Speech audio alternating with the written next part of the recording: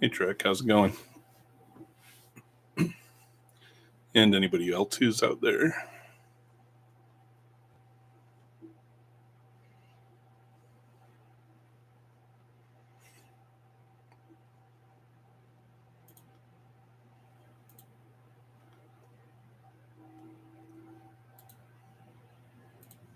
I can never remember where any of the controls are on this thing.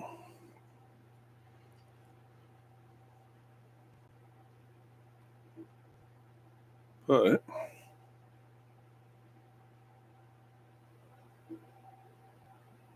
looks like whoever is watching, you're it. So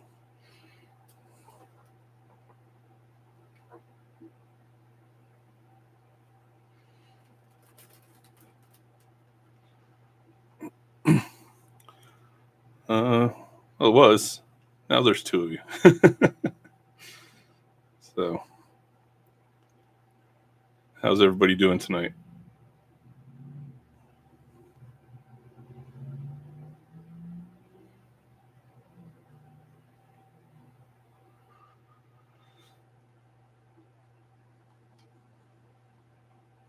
Good. Glad to hear it. So still got a decent number of these things to go through. Looks like we left off at N last time. So oh, nice. That's cool. Happy anniversary.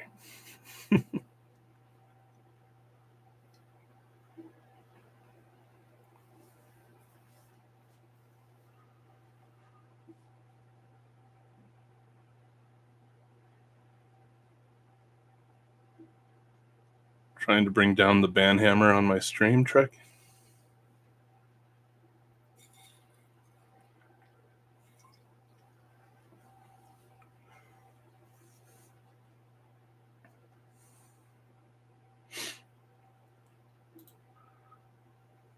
Alrighty.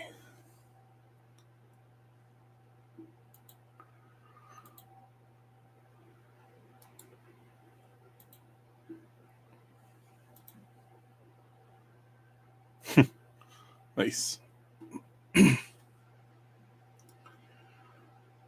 Well,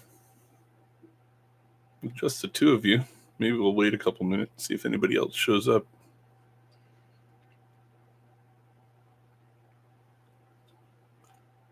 I've been talking a lot lately. A lot of live event teaching, so.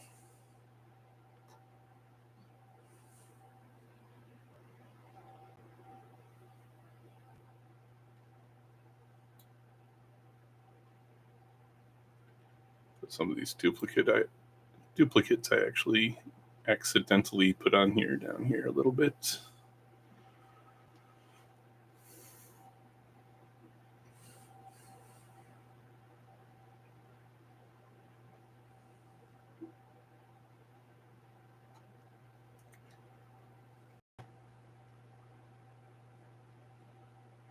Anything in the up for the rest of the list that is on anybody's top 10?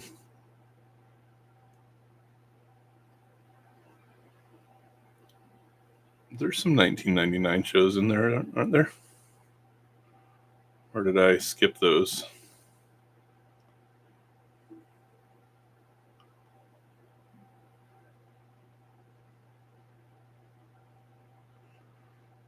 I mean, I can definitely see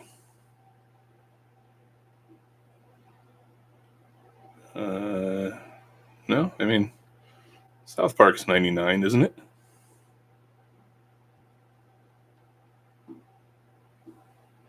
What are you specifically noticing out of 1999 that I missed on this one? Oh, 7. Okay. Let me see here.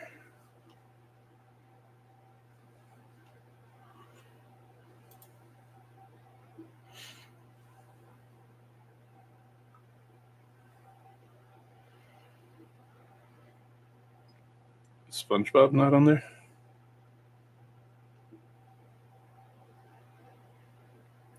Huh.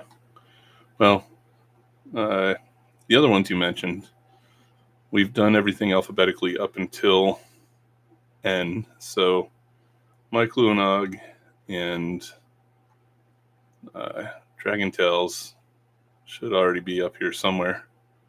I think I remember covering those, didn't we? And I thought Ed, and Eddie was up here also. I don't know, so many shows. Just way too many of them. But I thought that we had talked about a decent number of those already. If not, I'll do a recap of 1999, or I'll add them in before next week, or the next stream in 2 weeks, I guess. So, but yeah, it's entirely possible I overlooked them because, I don't know, sometimes that's just what happens with me. All right, but let's go ahead and see what we've got going on with tonight's list. Oh yeah, I definitely missed a ton of 1999. Okay, well, I will add all of those in for the next stream.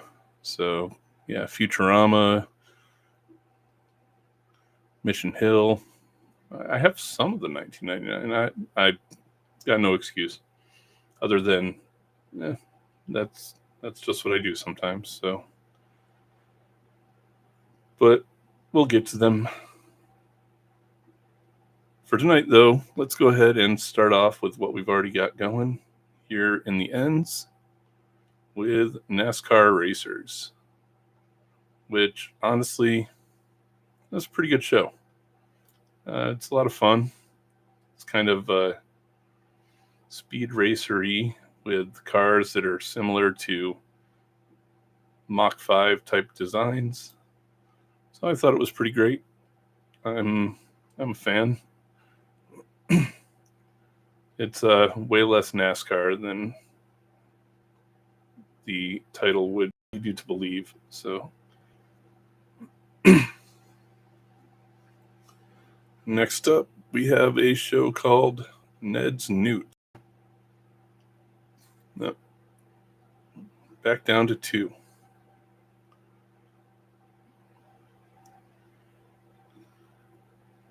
Must have driven somebody away.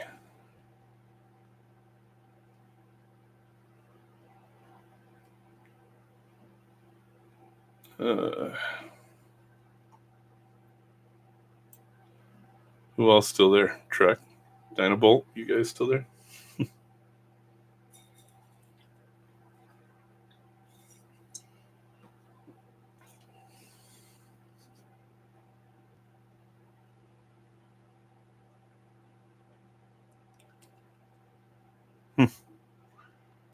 Well, you guys are comprising the entire audience tonight.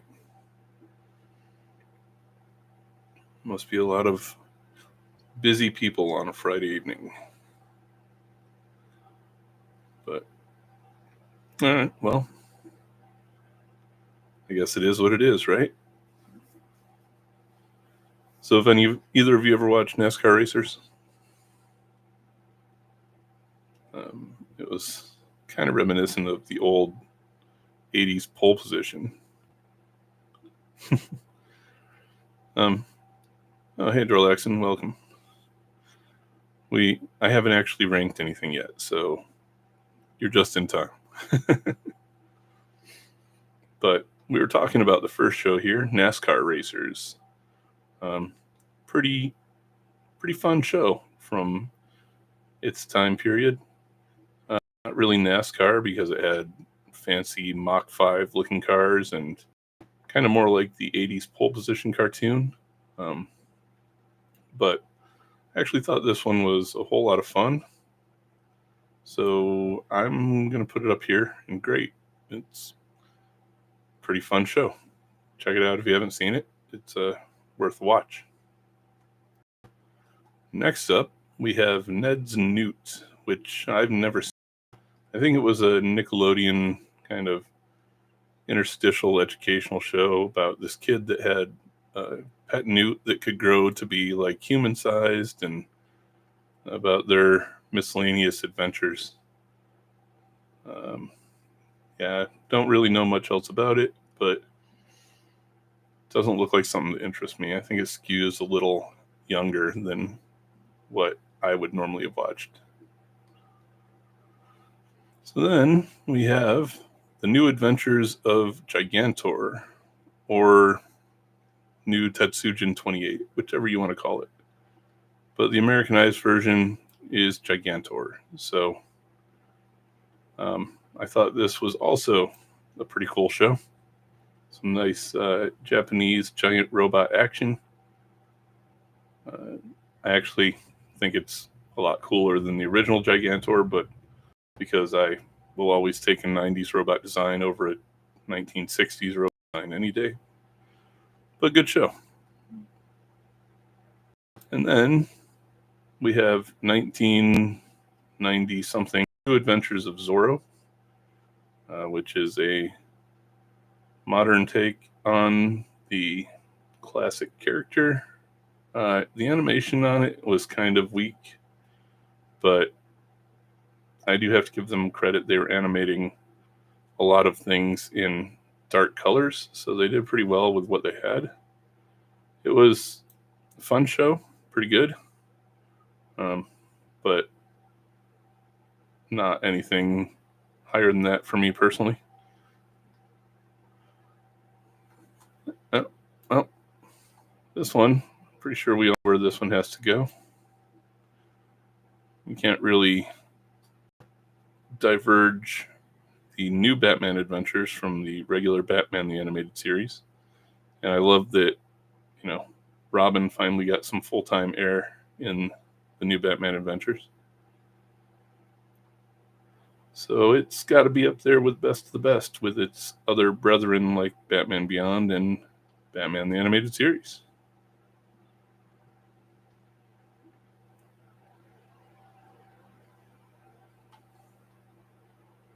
All right.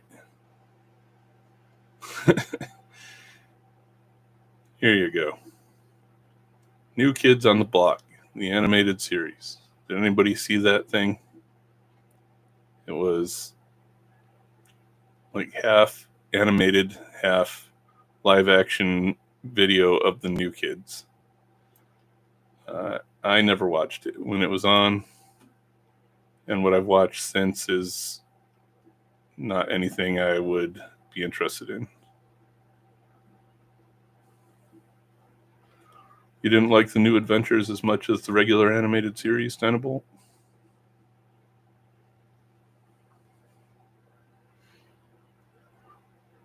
I thought the animation style was slightly off, but then that's because I was used to the animated series animation style. So, but still, the writing hadn't really changed. So,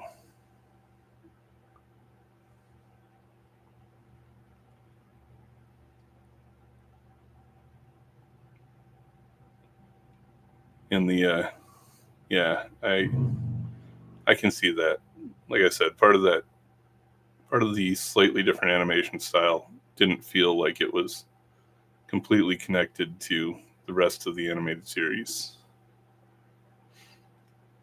So Trek, you think New Kids should be higher? I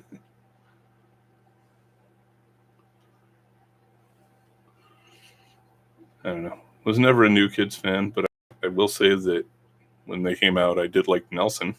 How's that? All right. Next up, Nightmare Ned. I know I covered this in the animated 90s, but I don't even remember anything I said about it there. And I certainly never saw it, so I don't really have much to say about this one.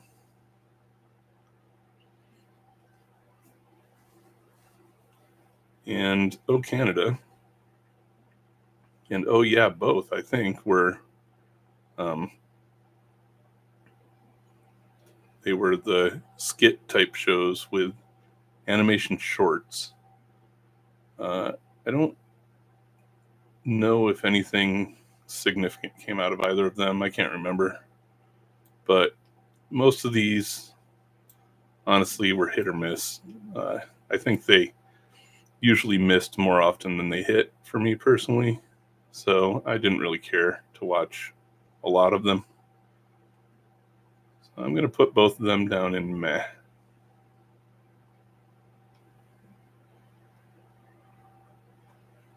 And next is another educational series with One Time in America in the Americas, which is another one that I don't remember having ever seen. I don't think I'd ever heard of it before doing the animated 90s series, so I will leave it down there. And now we have another kidified version of a classic property with the Oz Kids, based on The Wizard of Oz. I think this one also must have come out later in the decade after I was already in the Army. I don't remember ever seeing it. If it was anything like Return to Oz, I'm sure it was probably pretty cool and traumatizing, but I don't think it was anything like that. So now we have a Disney entry into the preschool market with PB&J Otter. Way out of my demographic for the time period, and even my own kids didn't really get into it much, so none of them really liked what it had to offer. Super Sentai? Yeah, I've watched a few of them. I do like them probably better than the American ones. They aren't quite as cheesy, but at the same time, I can't deny how fun the regular American versions of them are, so yeah, I'd take them both. They're both pretty great. So, oh, nice. Yeah, I didn't see Return to Oz till later in life, and I'd already heard all of the talk about it being traumatic before then. So I thought it was pretty interesting when I finally did see it.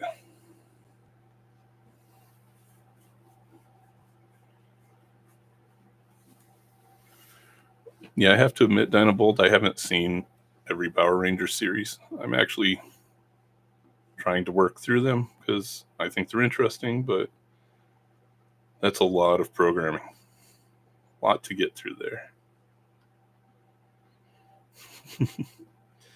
So next up, we have Pepper Ann, which was one of those slice of life shows that had become really popular in the late 90s. I guess mid to late 90s. Things had started to shift more toward this. So it was a pretty good show, pretty fun. Hey, Slinky, how's it going? Welcome.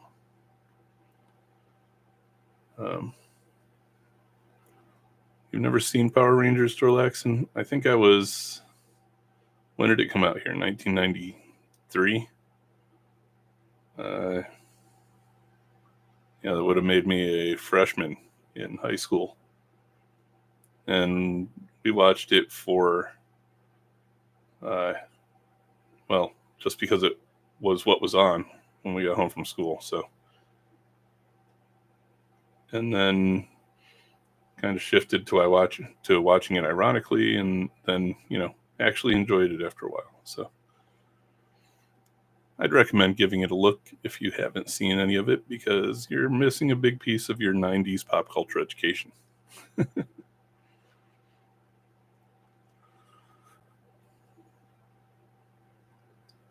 That'd be a cool video, Dynabolt. I'd like to hear your thoughts on which ones beat the original versions.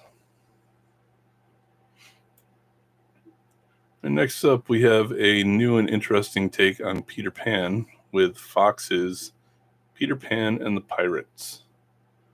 I don't think I saw this one when it came out either, and I don't know. I like the Peter Pan story, but I don't know about all the diluted versions in the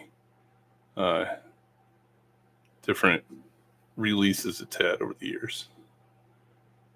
So, yeah, I agree. 10. Pepper Ann was definitely a Dougish type show and reach for the same audience. So, and yeah, don't worry, Dinobolt, you'll build up a catalog soon enough, I'm sure. But yeah, I need to check out more of it. I haven't really watched much.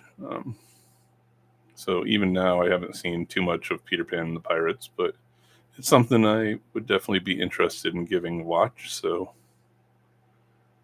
yeah, I'll do that, Dinobolt, no problem.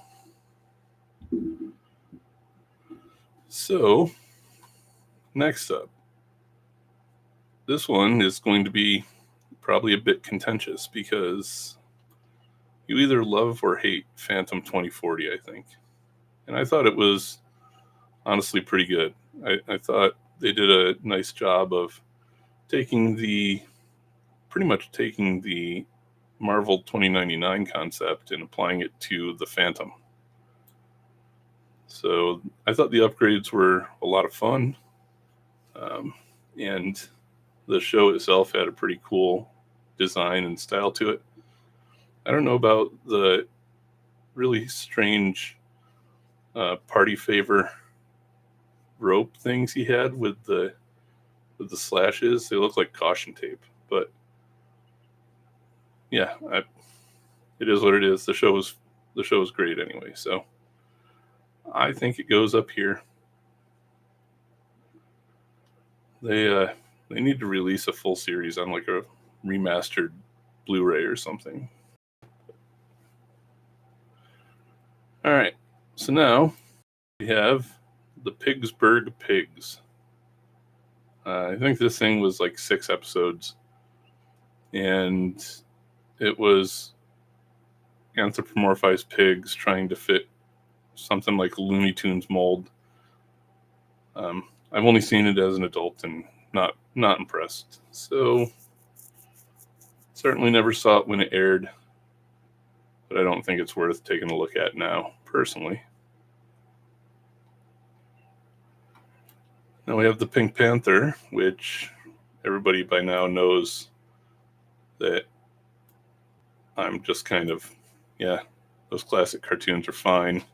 They're fun enough, but they don't really resonate much with me directly.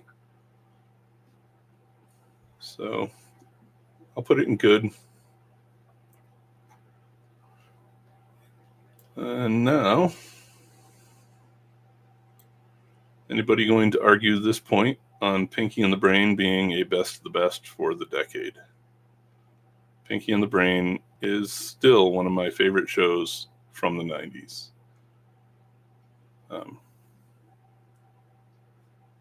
Probably like the standalone Pinky and the Brain better than Animaniacs because there were a couple of really Slinky, really. There were a couple of skits throughout Animaniacs that I wasn't a huge fan of, but Pinky and the Brain on its own, absolutely.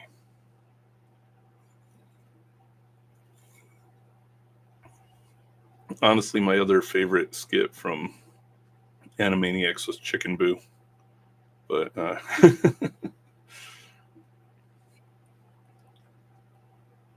I like to think that the chicken that Peter fights in Family Guy is Chicken Boo after leaving the showbiz. But that's just my headcanon. All right, and then they went ahead and took Pinky and the Brain and made it far worse than it should ever have been with Pinky, Elmira, and the Brain. And putting Elmira in anything was a terrible idea. I am not a fan of the Elmira character, and she added absolutely nothing to Pinky and the Brain. Yeah, it was good. I still thought it was a pretty decent show, but Pinky and the Brain drug it down. or Elmira drug it down anytime she was in it. So yeah, Rita and Runt was fun too. I didn't like things like the Good Feathers. I don't know. Good Feathers were kind of one of my least favorites. Slappy Squirrel, didn't really like that one so much. But anyway, yeah, that's pretty much all you got to say. That sums it up very succinctly, 10.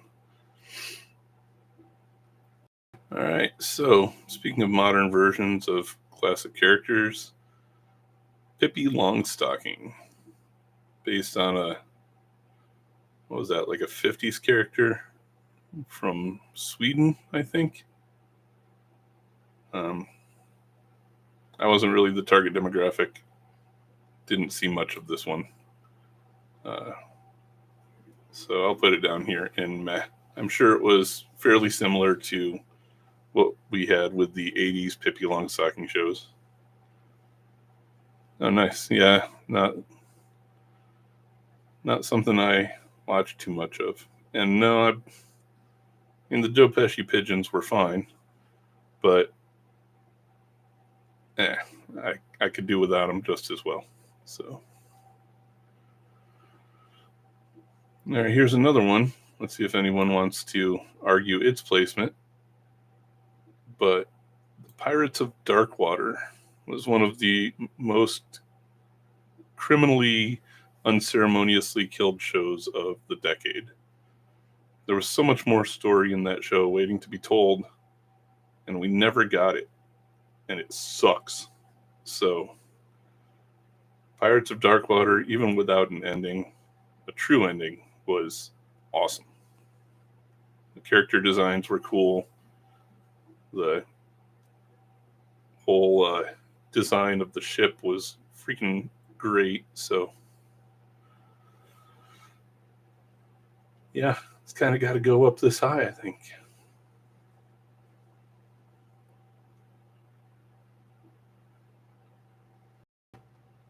Now look, some more Animaniacs. Plucky Duck show. What's a little low, Slinky? Pirates of Darkwater? You think it's the best of the best?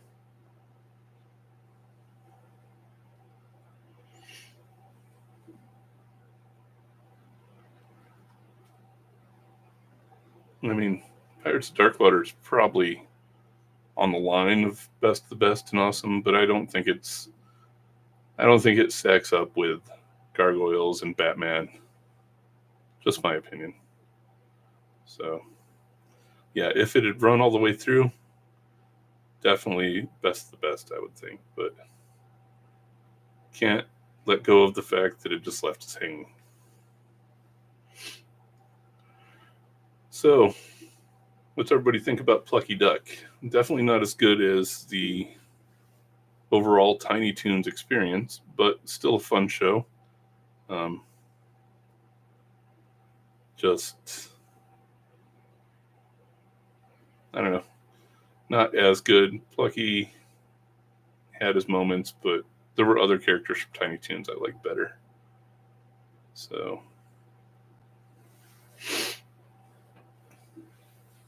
this is true. It did get more episodes in both Galtar and Vitor, but Vitor was self-contained. It told its entire story in the 4 episodes it got, so at least it had that going for it.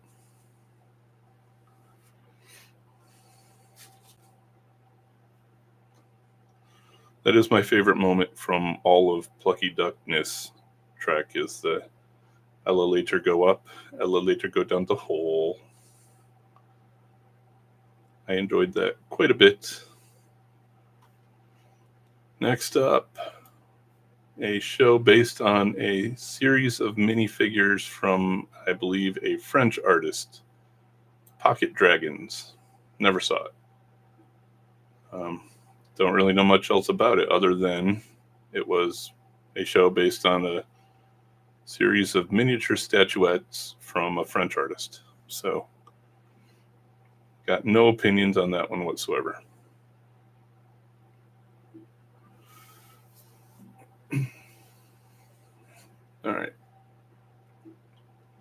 Next up,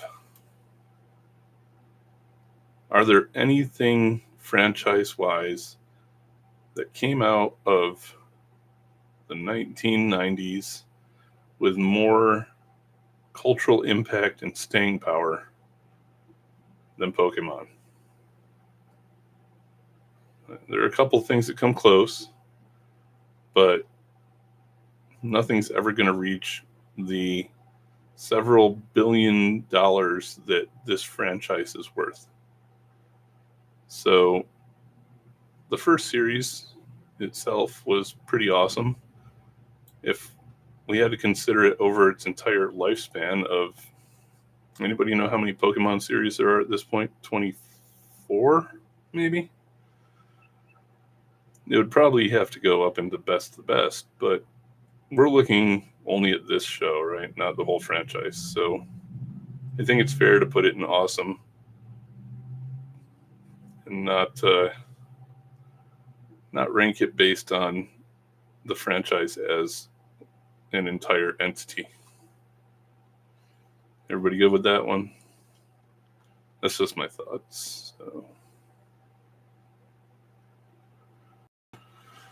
All right.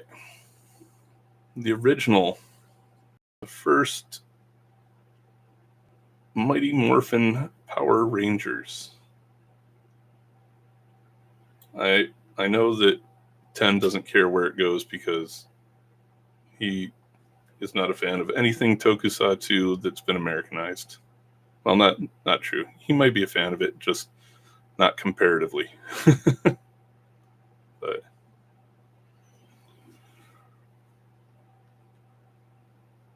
I did not know that he was missing half a finger. But I do know that, we've lost 2 of the 6 original Power Rangers. That's a bummer. Did you guys ever see The Crow, Stairway to Heaven? Not Stairway to Heaven. I'm sorry, City of Angels. Trini was one of the bad guys in that movie. So.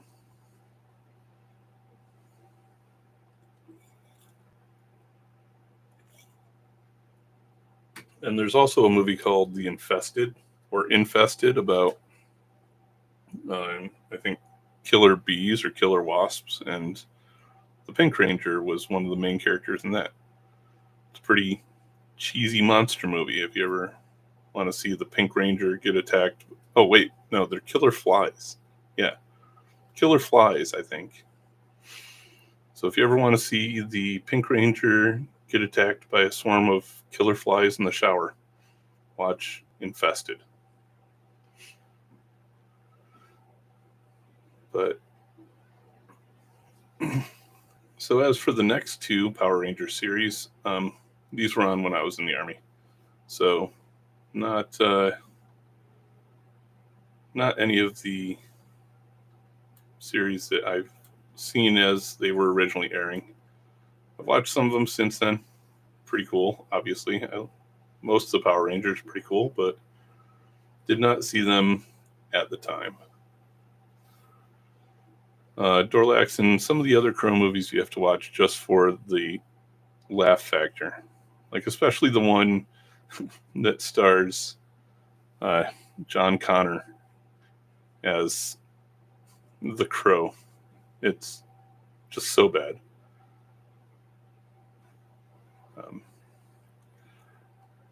The one Crow that I will never watch, however, is that freaking remake that just came out. No way.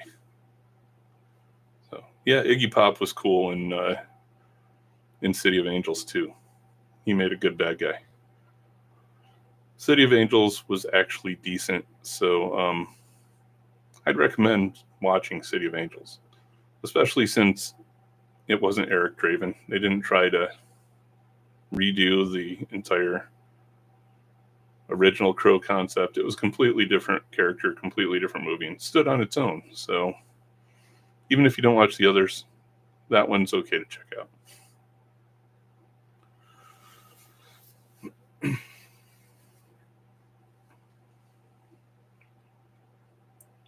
That's cool. Yeah, I remember he was pretty much the only actual martial artist out of the original Power Rangers, right? So none of the other ones were really trained at all.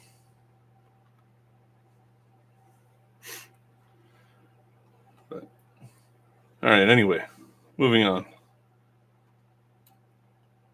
This one, it's hard for me to not want to put it in best of the best because the Powerpuff Girls is freaking great.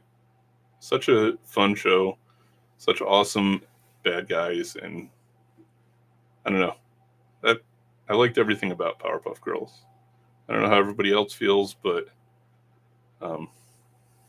yeah, you think so? Best of the best? Anybody else think Powerpuff deserves to be up in best of the best? Because I'm really tempted to put it there. It's such a good show. But yeah, okay. I agree, Dorlaxon. I didn't take much convincing, but yeah, I can put Powerpuff Girls up there. The only real complaints I have about all of Powerpuff Girls are you've never watched the Powerpuff Girls, Slinky? You're missing out. It's definitely fun. I'll send you the movie and the anime. The Powerpuff Girls anime was fun. So, but the only things that I really didn't connect with in Powerpuff Girls were the Rowdy Rough Boys, that episode, and anything the Gang Green Gang was in, except the episode where Buttercup started falling for the leader of the Gang Green Gang, and then realized that she was being used at the end and beat all of them within an inch of their lives. So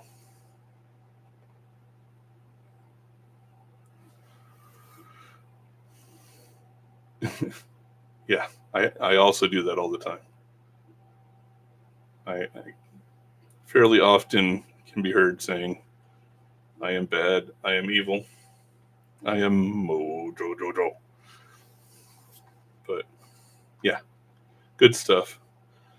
And I'll send you some Powerpuff Girls to watch, Slinky. You can give them a look and see if the original '90s Powerpuff Girls can sway you. All right, so next up, it's too bad Mel's not in the stream tonight. Maybe she'd have more ideas about some of these. I know she's watched Princess Sissy, but Princess Guinevere and the Jewel Riders, or I think it's also called Starella, maybe. It's I never watched it back then. I've watched a few episodes of it now, and oh yeah, Starla. Thanks, Dynable. I've watched a few episodes of it since starting up Dr.Animaction, and it's actually a pretty fun show. I mean, if you can honestly kind of think of it as a girl version of King Arthur and the Knights of Justice. It reminds me a lot of that series. So if I were to rank it now, I'd put it up here pretty high and probably up in great, but I didn't watch it back then, so I have to leave it down here. So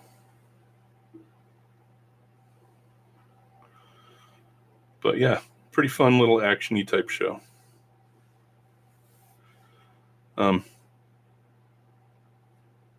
As long as some of you are still talking about Power Rangers, has anybody watched that new anime, the Red Ranger anime? I forget what it's called, but it's an isekai where the main character that got isekai'd is basically the Red Power Ranger. So he's the Red Ranger in isekai fantasy world. It's pretty clever, pretty funny, and absolutely not Dynabolt. I completely agree that this was a very cool show.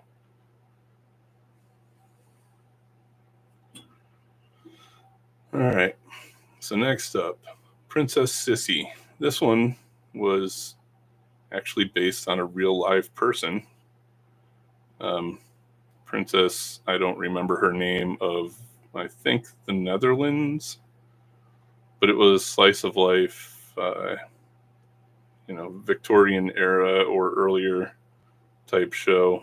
I never saw it. I probably never would have. It's not really my cup of tea, as it were. But yeah, historical drama romance type show.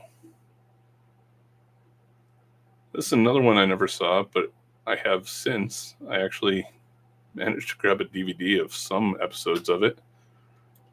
But Pro Stars was a show that featured Wayne Gretzky, Michael Jordan, and Bo Jackson as secret agents who had sports-themed gear appropriate to each of their particular sports of choice.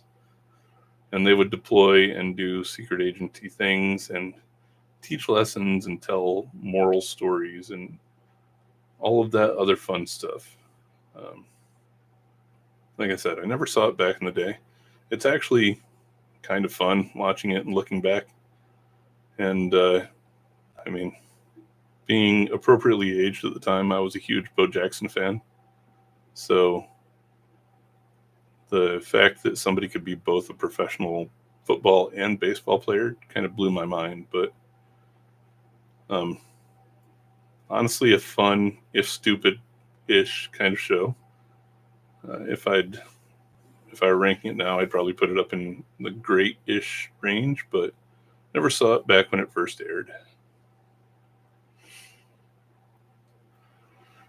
All right, so we have a show based on a movie, which is actually a trilogy of movies. I don't know if anyone's ever seen Problem Child 2 and 3. They go downhill pretty quickly, but Problem Child, the original one with John Ritter, was kind of funny, I guess. But the cartoon was not. I don't think that show ever needed to become a cartoon. So the humor in the movies itself was already pushing my limits. So yeah. And that's true. Anything with John Ritter was at least that much fun. But even he couldn't really save Problem Child. So, all right, next up, Project Geeker. Anybody remember this one? About the malfunctioning robot that was rescued from the lab, and he was supposed to be the ultimate killing machine, but he absolutely wasn't. And honestly, the robot, you can't convince me that he wasn't like the prototype for Dr. Doofenshmirtz.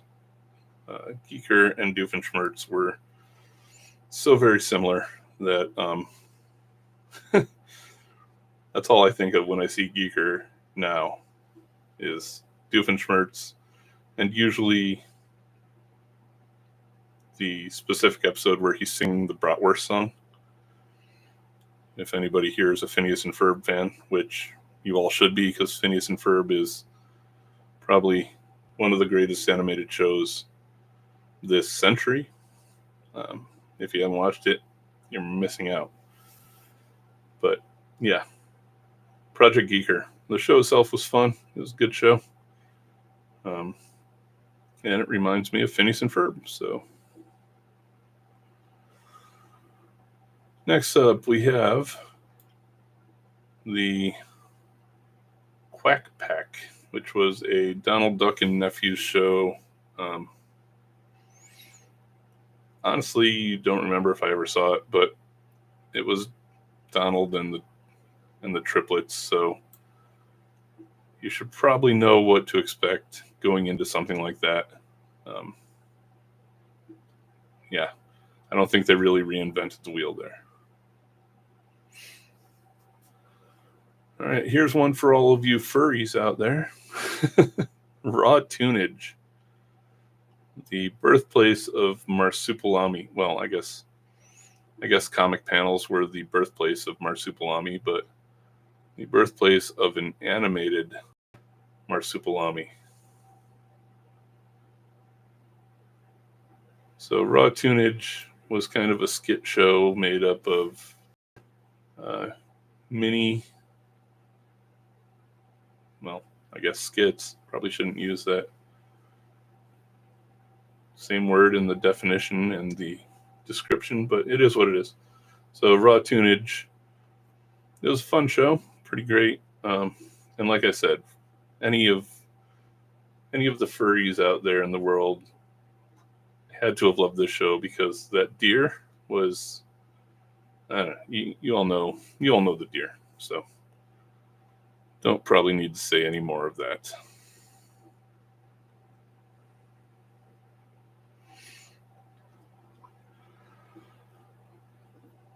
Yeah, animated shorts. That's probably a better word than skits. I guess it's not the state or SNL or anything. It's animated shorts. Yeah, much better.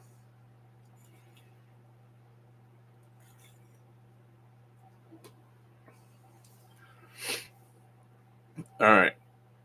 So this one, I've never been so love it, hate it about a show as this one. The New Adventures of Johnny Quest. So the animated segments of the show were great. They were the perfect modernization of the old tried and true Johnny Quest formula. The CGI version portions of the show were absolute abominations. Some of the worst CGI in the history of CGI. So, how do I rank something like that? Does the quality of the CGI affect the overall quality of the show? Kind of has to, because it's completely ingrained into the storyline. So, as much as I liked the traditionally animated segments, I can't get over the CGI because I personally thought it was trash. So I'm going to put it in great, even though if it were something I was just basing off of the traditionally animated sections, I would put it up in awesome. Yeah, of course Jesse was the best part. Why do you think I put in great, 10? That's fair, Dynabolt. I could be convinced of that, but it was nowhere near the quality of the Mainframe Productions CGI that was happening at the time with Reboot and Beast Wars. So no, he obviously didn't need the 90s update, but he was going to get it. There was no way around that, Slinky, right? I mean, everybody was getting the freaking 90s update. He needed to be extreme. Oh, hey, speaking of Mainframe Productions, here is, I think, the first show we've talked about to come from them. Reboot. Reboot is one of 3 pretty awesome Canadian CGI shows that came out around this time from Mainframe Productions. And it was, I don't know, kind of modern age Tron, right? So it was about programs living on the game grid and playing different games that the users would load up. It was just a lot of fun. Some cool characters and another, I mean, Dot Matrix is awesome. So I think Reboot's pretty awesome. Needs to be way up here on the list.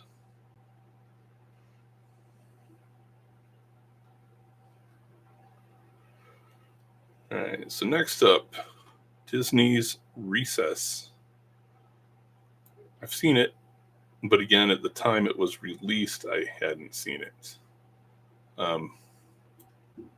So unfortunately for this ranking, I can't say much about it, but if I were to rank it in hindsight, knowing what I know now, it's a pretty great show. I thought it was pretty well done for a younger audience slice of life.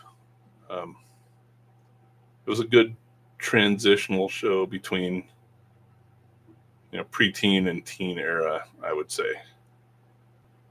But it did skew slightly younger. Still thought it was a pretty good show, though, from what I've seen recently.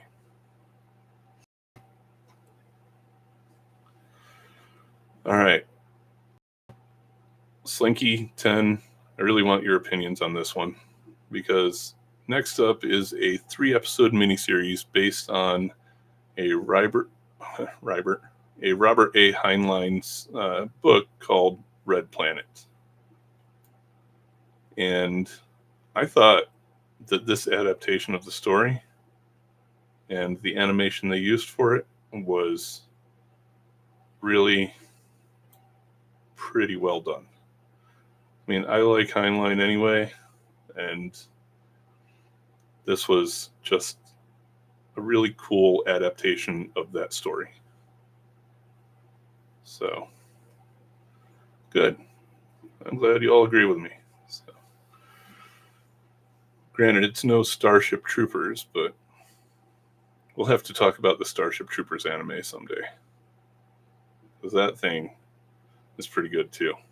I actually used clips from that one in the recent Dr.Animaction and Friends top 5 Cobras. I'm not sure if anybody caught it, but when I was talking about Target, those screen grabs were all from the Starship Troopers anime.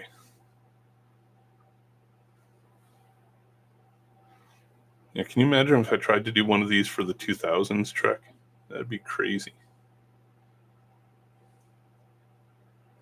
And do you think this one belongs way up in best of the best, Slinky? Because I could probably be convinced.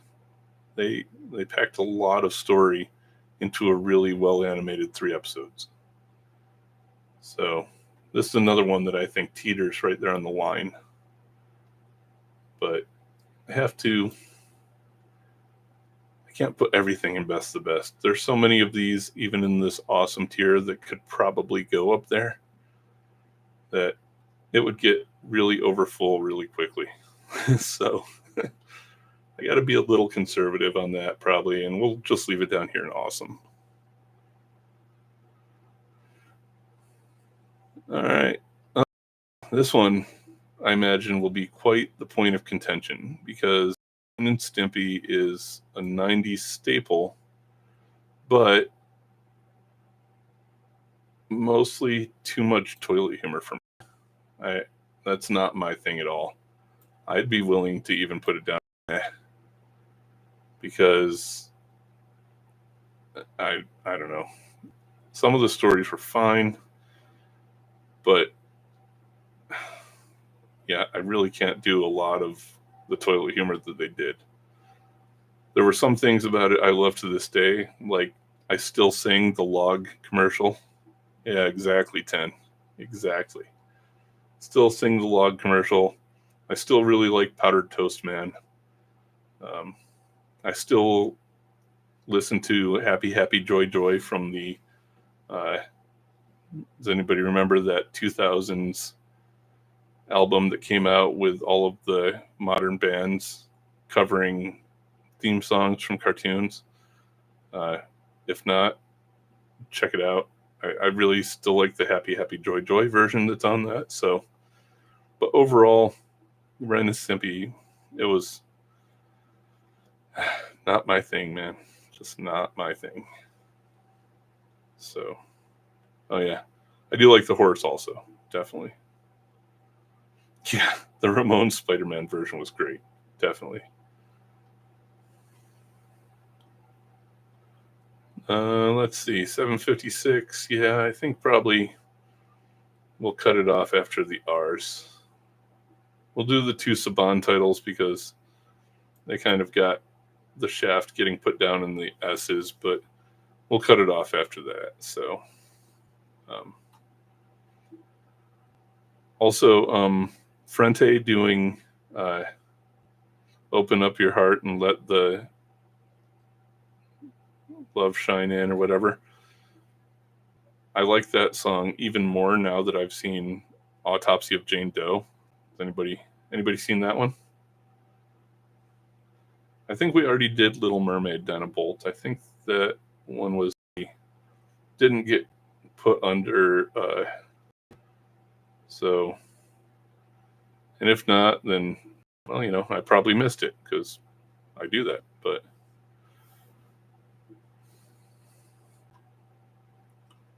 things on that. How about the helmet cover of Gigantor?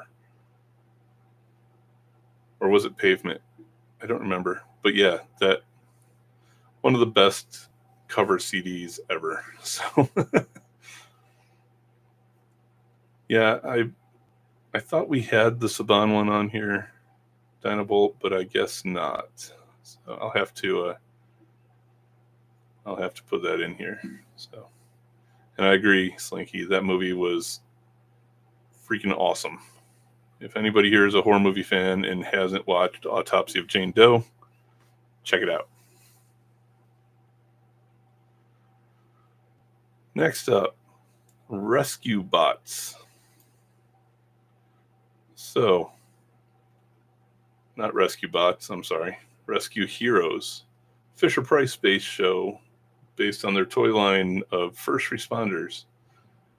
And yeah, I know it aims at preschoolers, but this was a really good show.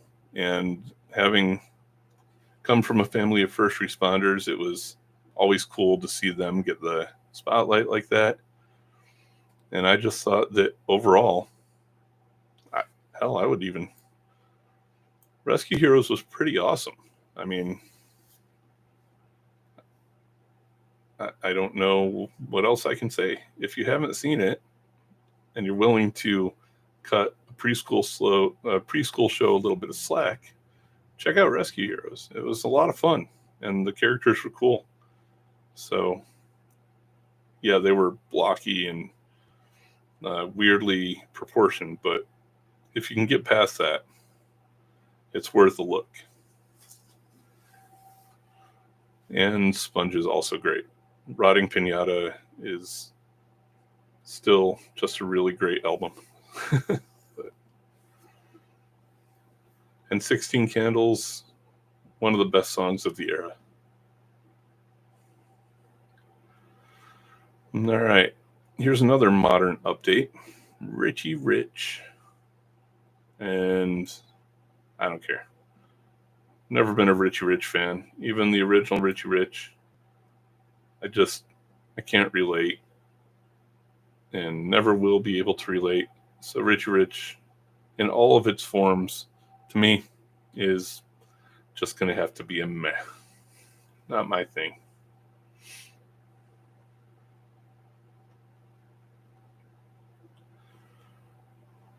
All right. Next up, Road Rovers. Well, I just did a deep dive on this one. Side note, deep dives are changing. Working on one right now that should be out this weekend. And the format's changing around a little bit, so be prepared for that. But Road Rover may be awesome. I like that it had the most real world aspects of, you knew that the world leaders that they all lived with were representing real world people. I just still don't understand the hyper sapien process, but still doesn't really matter. I mean, yeah, I'll put Road Rovers up here. A lot of fun. Just a well designed and well put together show. All right, Trek, you called this one out earlier. Was that because you thought I missed it or because you were looking forward to seeing it? But it's RoboCop Alpha Commando, which took a darker, grittier, more realistic take on RoboCop, at least compared to the 80s animated series, and had him being pulled out of mothballs 5 years after he was retired to fight the evilness that had taken over the streets, and also gave him the ability to change into a snowmobile. It was a good show, possibly a great show, but it had some real cheese to it. So I don't know if great's going to be on the horizon. I think I'm going to have to leave it here in good, because the cheesy moments were just so much cheese. If anybody's got thoughts, I'd love to hear them. But yeah, I don't know. Also, I didn't like the Cylon thing they did with him with the red dot in the visor for this version. I know they did some of the red dot visor in the 80s version, but it wasn't nearly as prevalent, unless I'm confusing the two and have them backward. But I don't remember. So I'm going to put it in good. I think that's probably a good fit for it. All right, next up, another extreme show from the 90s, Rocket Power, about the group of younger kids who were into filming themselves doing extreme sports and all that 90s goodness. I didn't watch it back then. Let's be honest, it was kind of Jackass for kids, right? Granted, they weren't hurting themselves or doing nearly as much damage to each other, but yeah, that one's, I don't know. Don't know how I would feel about it even to this day. It goes down here for me, but yeah, that's one that was on my list, Slinky, but I've played 2 hours of video games since last April. So I obviously haven't gotten to try out the new RoboCop game or any other new games. So, but all right, a few more to finish up here for the evening. Rocco's Modern Life. It's another one that leaned a little more gross out humor than I'm a fan of, but one that I thought was better than Ren and Stimpy overall.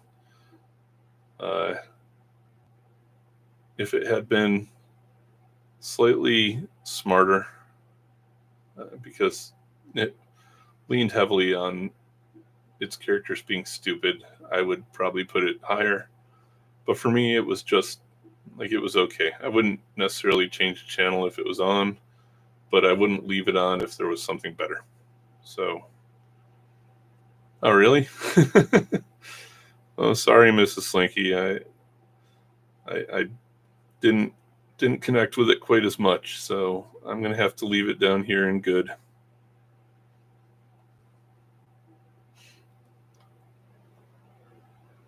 I'm sorry. I've ruined it now, haven't I? Quick, where's a cat picture I can put up?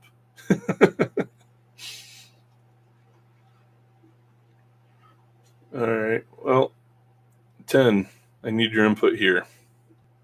Ronin Warriors, or if you like the original Japanese, Samurai Warriors. This one was very much in the trend of the 5-man team who could summon superpowered armor to defeat the bad guy, and it was, environmentally themed, with the themes being air, water, fire. It was a great show. I mean, yeah, I had no doubt that you were leaning toward Troopers 10.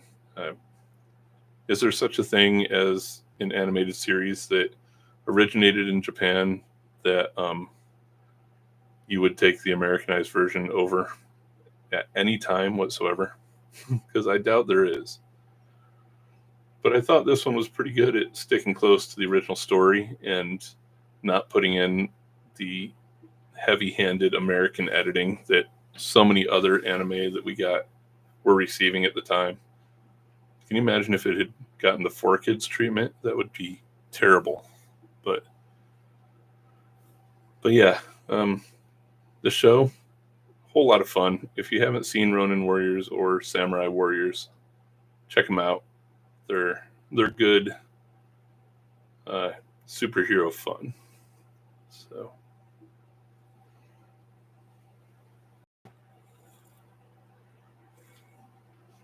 oh yeah, that was a real version of 009. I forgot about that one.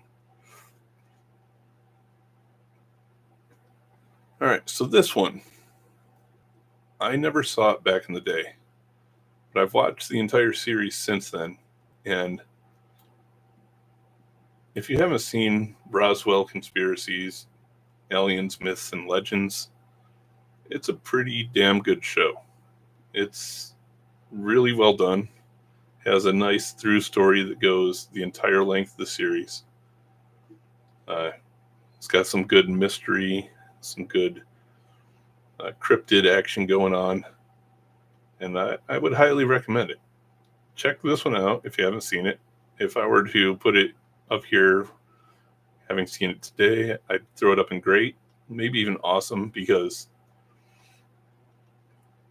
it had some pretty action-packed stories. Just overall good. And I think it's on one of the free streaming services, maybe two. So yeah, definitely, if you get a chance, take a look at this show. It's a lot of fun. All right, we come to the last of the three original Nicktoons, right? With Rugrats, which I think most people probably the best of the original Nicktoons. Rugrats was pretty great. Watched quite a bit of it. 10. Nice. And that's not necessarily a hot take, Dorlax, and I can see not liking Rugrats. But I don't know, it. And Slinky, chime in here with your thoughts too. But I think Rugrats was a inferior, but a successor to Muppet Babies. They felt very similar in the storytelling as far as the make-believe adventures and that whole motif. So I think maybe that's why I liked Rugrats as much as I did, because it felt so Muppet Babies-ish. But oh, that's cool, Joshua. Yeah, I never watched the follow-up series, like the I forget what it was called, when they were all tweens or whatever. But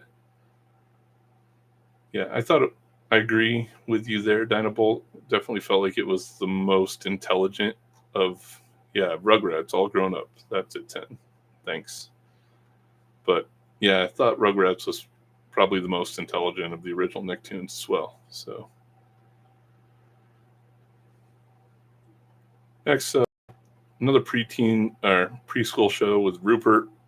I don't really know much about it.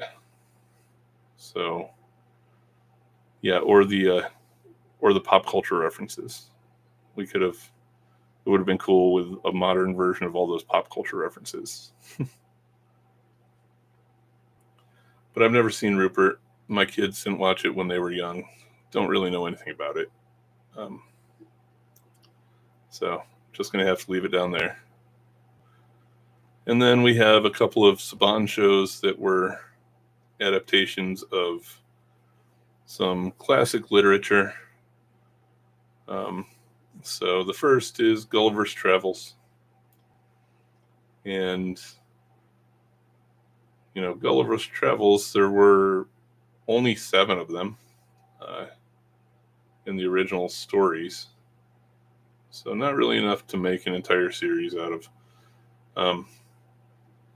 I honestly thought both of these were kind of meh. And honestly, who would make a children's show out of Oliver Twist?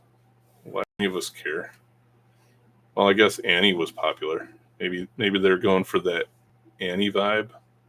Who knows? But I will say, hey, at least the Saban's version of Gulliver's Travels were better than the Jack Black version of them. What's wrong, Slinky? Did you like either of those shows?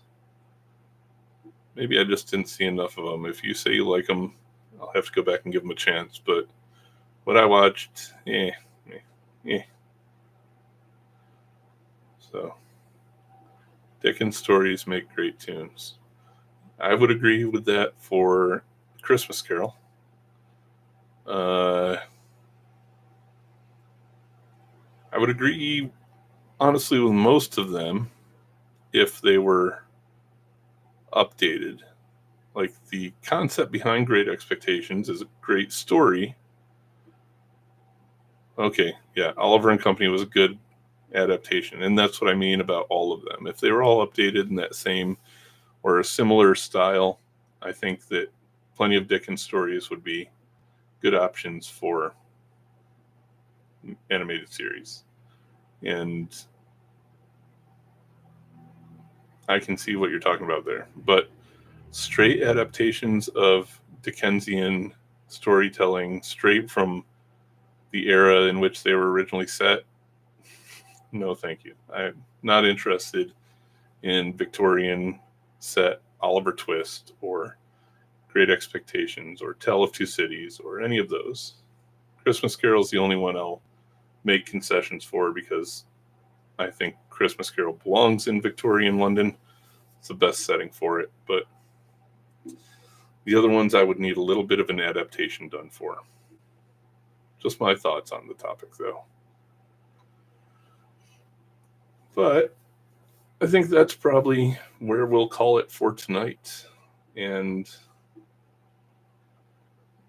that leaves still a decently large number of tunes to try and get through in the next episode.